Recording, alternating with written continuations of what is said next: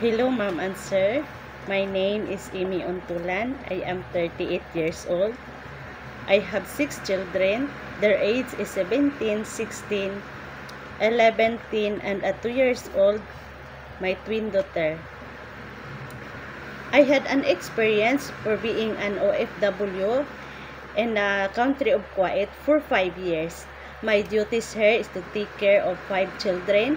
Their age is 10, 8, 4, 3, and 1.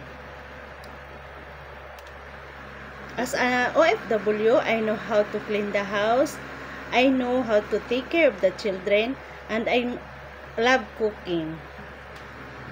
I hope you given me a chance to be the part of your family, and I promise to serve you with a good heart and take care of your family, and I treat your family as my family too.